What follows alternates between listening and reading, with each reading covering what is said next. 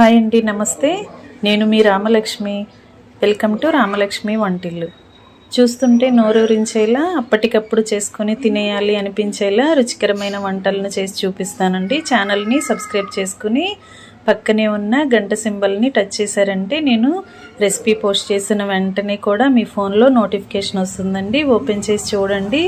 మీరు కూడా వండి ఇంట్లో అందరికీ పెట్టి వారందించే పొగడ్తలకు పొంగిపోతారని ఆశిస్తూ ఈరోజు మిరపకాయ బజ్జీని చేసి చూపించబోతున్నాను. వాతావరణం చల్లగా ఉన్నప్పుడు స్పైసీగా ఏదైనా తినాలి అనుకుంటాం కదా. నేను చూపించిన ప్రాసెస్తో మిర్చి బజ్జీని చేసి చూడండి, ఇంట్లో అందరికీ నచ్చుతాయి. దానికోసం ఇలా బజ్జీ పచ్చిమిర్చిని మార్కెట్ నుంచి తెచ్చుకుని శుభ్రంగా కడిగి నేను చూపించిన విధంగా పక్కన పెట్టుకోండి.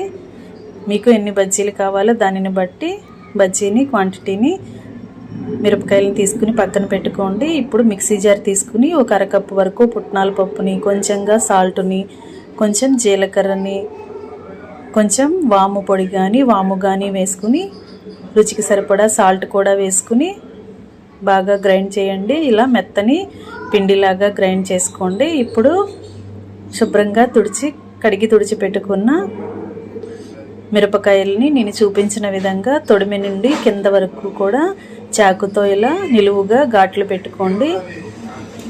మిరపకాయలో లోపల ఏమైనా గింజలు ఉంటే గింజలన్నీ కూడా తీసేయండి. మనం చిన్నపిల్లలకి రెసిపీ చేయాలి అంటే గింజలు అనేవి ఉండకూడదండి.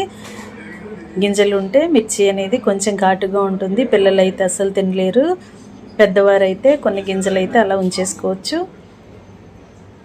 అన్నీ కూడా కట్ చేసి ఓపెన్ చేసి గింజలు తీసి పక్కన పెట్టుకున్నాం కదా. ఇప్పుడు ముందుగా మనం గ్రైండ్ చేసుకున్న పుట్నాల పప్పు పిండిని తీసుకుని మనం ఘాటు పెట్టుకున్న మిరపకాయలోకి ఇలా స్టఫ్ చేసుకోండి.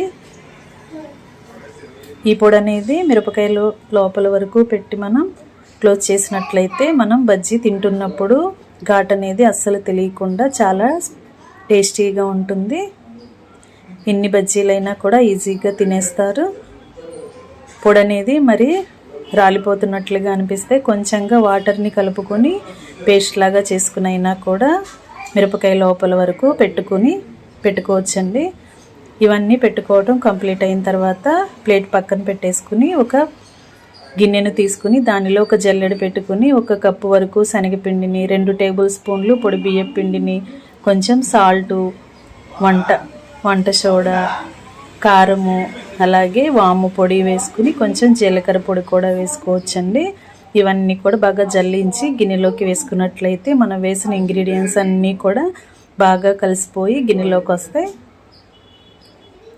ఇప్పుడు గరిటెతో ఒకసారి పిండి అంతా బాగా కలుపుకొని కొంచెంగా వాటర్ని పోస్తూ పిండిని జారుగా కాకుండా మరీ గట్టిగా కాకుండా కలపాలి. అలాగే వేడివేడిగా ఉన్న ఆయిల్ని 2 టేబుల్ స్పూన్లు వేసినట్లయితే బజ్జీ అనేది పొంగుతూ క్రిస్పీగా వస్తాయండి.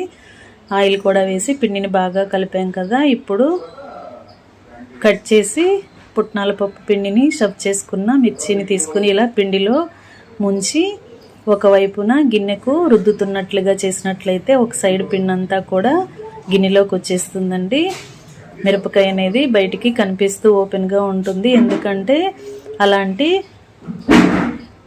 పచ్చిమిర్చి బయటికి కనిపిస్తూ ఉన్న బజ్జీని ఆయిల్లో వేసుకుని డీప్ ఫ్రై చేస్తే మిర్చి కూడా బాగా ఆయిల్లో క్రిస్పీగా ఫ్రై అయి తింటున్నప్పుడు చాలా టేస్టీగా అనిపిస్తాయండి. ఇలా స్టవ్ ఆన్ చేసి కళాయి పెట్టుకుని డీప్ ఫ్రైకి సరిపడా ఆయిల్ పోసి ఒక్కొక్క మిర్చిని పిండిలో డిప్ చేస్తూ గిన్నె వైపుకు ఒక సైడు రుద్దుతూ ఆయిల్లో వేసుకుని బాగా క్రిస్పీగా ఫ్రై అయిన తర్వాత ఆయిల్ నుండి తీసి ప్లేట్లోకి వేసుకోవటమే. ఇదే విధంగా మిగిలిన మిరపకాయలని కూడా ఒక్కొక్క మిర్చిని కూడా పిండిలో డిప్ చేస్తూ గిన్నె వైపున పచ్చిమిర్చి కనిపించేలా పిండిని ఒకవైపుకి లాగుతున్నట్లుగా చేసి పచ్చిమిర్చిని కూడా కనిపించేలా పిండిలో డీప్ ఫ్రై చేస్తే మిర్చి అంతా కూడా బాగా మగ్గి ఫ్రై అయ్యి బజ్జీలు అనేవి టేస్టీగా వస్తాయి. ఇలా క్రిస్పీగా ఫ్రై అయిన తర్వాత ఆయిల్ నుండి తీసేసి ప్లేట్లోకి వేసుకోవటమే. డీప్ ఫ్రై కంప్లీట్ అయిన తర్వాత స్టవ్ ఆఫ్ చేసుకుని వేడివేడి పచ్చిమిర్చి బజ్జీలను సర్వింగ్ ప్లేట్లోకి వేసుకుని ఒక అరకప్పు వరకు ఉల్లిపాయ ముక్కల్ని తీసుకుని మిర్చిని మధ్యలోకి చిన్న ఘాటు పెట్టుకుని కొంచెం చీల్చుకుని ఉల్లిపాయ ముక్కల్ని స్టఫ్ చేసుకుని సర్వ్ చేసుకోవటమేనండి. చిన్నపిల్లలకి పెట్టాలి అనుకుంటే చిన్న చిన్న ముక్కలుగా కట్ చేసుకుని నిమ్మరసం కూడా యాడ్ చేసి పెట్టండి. ఇంట్లో అందరికీ కూడా ఈ రెసిపీ బాగా నచ్చి మిమ్మల్ని పొగడ్తలతో ఉంచుతారు. వంట నచ్చినట్లయితే ఛానల్ని సబ్స్క్రైబ్ చేసుకుని పక్కనే ఉన్న గంట సింబల్ని టచ్ చేయండి. మరొక రెసిపీతో మళ్ళీ కలుద్దాం. Thanks for watching. నేను మీ రామలక్ష్మి.